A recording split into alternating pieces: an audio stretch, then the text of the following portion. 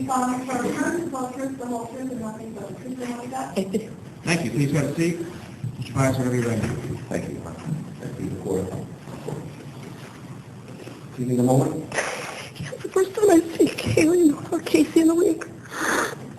Go ahead. Oh, yeah, go ahead. All right. Yeah. Can you state your name and relationship to Casey Ann? Cynthia M. Marie Anthony. I'm her mother. Okay. You go by Cindy? Yes. Cindy, what's your profession? I'm a registered nurse. How long have you lived in Orlando? Since 1989.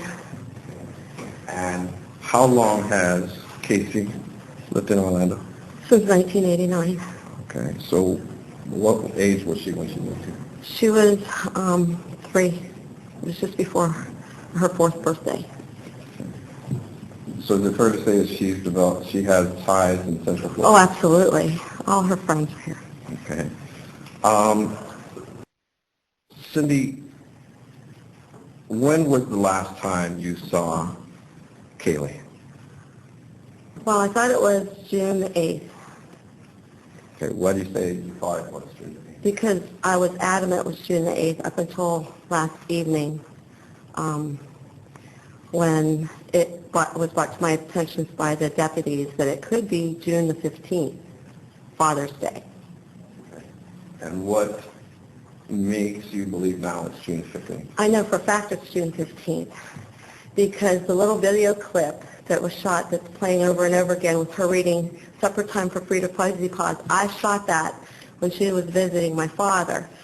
I couldn't remember going on Father's Day because I go almost every week, but I don't take Kaylee that often. And I thought it was the last day of my vacation, which was the 8th. But my mother, I called her as I told the detectives that I would be able to confirm that with my mom because you sign in the book where my dad is. I signed in Cindy and Kaylee to visit my father. And also my mom, every night, she writes a letter to my aunt, who's a widow, and my mom's by herself now with my dad in the nursing home for the last almost 2 years. You know, I'm going to object to this not being responsive to the last Okay, next question. Okay, now tell me, can you tell the board how this all started? What led you to believe that Kaylee was missing? We got a notice about the car on Tuesday, the July 15th, that the car was actually had been towed and had been there since June 30th. Okay, let me ask you this. When you finally confronted Casey and you asked her where Kaylee was, when was this? It was somewhere around 7 o'clock when I finally met up with Casey. She said that Kaylee was with the babysitter, Danny. How long had you been with Casey before you called the police that evening? Probably about an hour and a half. Okay. And when you called the police, when did you first call? Well, how did you first contact the police, I should say? First off, when Casey said that she wasn't going to take me to Kaylee right away because Kaylee had been with the sitter and she didn't want her to be disrupted that night by seeing me after so long, I got a little anxious because I thought Kaylee was with Casey. So when I drove her to the police department. Okay, you drove I drove Casey to the Casey police to the police department. department. Orange County, Where was that?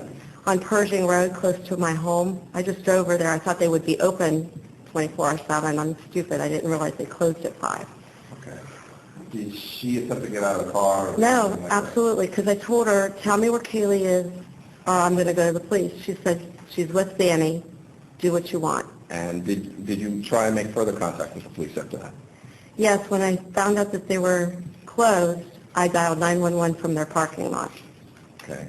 And then what happened next? Well, they were trying to figure out if we were Orange County or the city. And I said, forget it, I'll just drive home and then we'll know. Well, during my drive home, I was still talking to Casey about where Kaylee was, and she was with the sitter. And when you got home, did you call the police? No, when I got home, actually, my son was there waiting for me. He had found out about the car, and he was there waiting to speak with me. So it was probably about 45 minutes to an hour after I arrived home before I actually called the sheriff's department. How Or long? did a 911 call. Okay, so I'm about sorry. 45 minutes. About what time? I know you can't be Oh my exact. God, I have no clue. It was probably somewhere around 9, between 9 and 10. Okay. And that- How long before the police arrived? It seemed like forever. Did Casey know you were calling the police? Yeah. You called them in front of her? She heard me calling. She was in her bedroom. I was in the living room. Did she attempt to leave at any time? No, not at all. Okay. And you said you don't know exactly what time they arrived? No. Okay. Now, how much time